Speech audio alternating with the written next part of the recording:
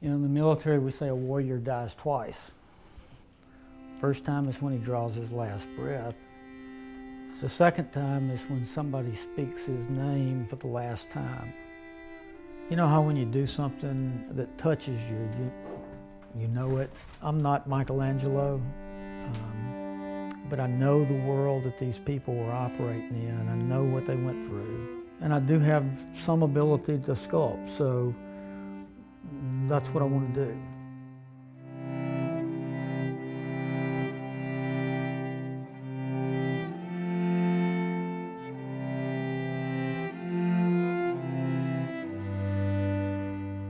So I already told you I grew up a rock's throw from here on the other side of the field, here in downtown Tuscaloosa, and very naturally went to university.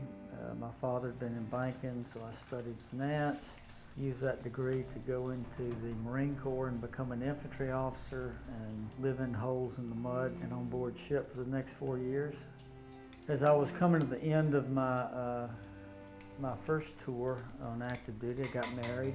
You know, wanted to raise a family, wanted to be around to do that. So I got out and stayed in the reserve, which really proved to be a very good move for me. Of course, what typically happens here is you break a button off just 5 minutes before you're supposed to be it. I think you can do this. So I retired, really retired in right at the end of 2013. And by that time, I was beginning to play with some clay in my spare time. And nothing serious. People ask me, how did you get started? And I don't know. I don't remember a start point. I don't remember ever thinking, gosh, I want to do this. I just picked up some clay and started playing with it.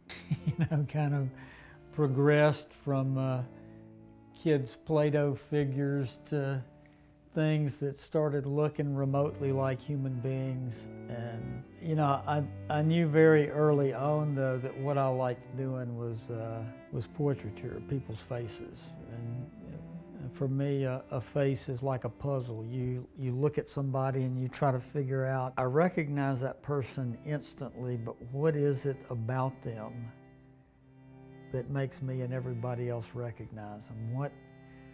What gesture or what combination of things in just the right proportions make that person that person.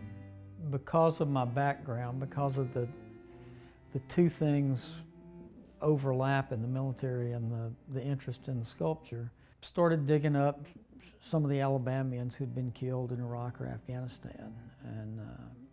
And there's a lot, there's too many.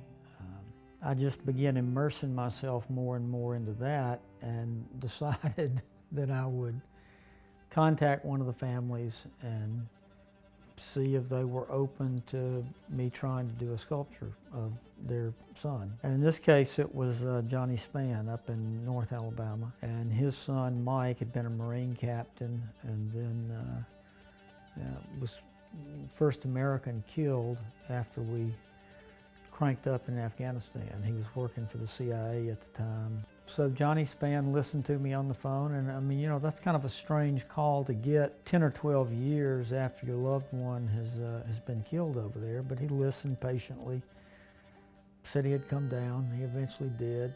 We met and got started, and ultimately, after several meetings of coming down, got the likeness like we wanted it, and cast it. I'm very happy with it and proud and glad that the people who helped, and that the Spann family got behind it.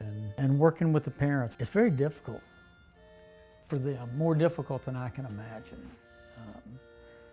You know, in general, most of these young people were killed in 04, 05, 06, 07. So when you go to talk to somebody about that, you know, they've put the worst of the pain away I mean, they've dealt with it.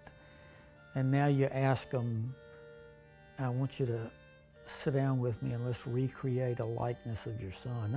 That's emotionally tough stuff. I think what motivates them to incur that pain is very simply, wanting their son or husband remembered. And I think it takes a lot of emotional bravery and courage to do it.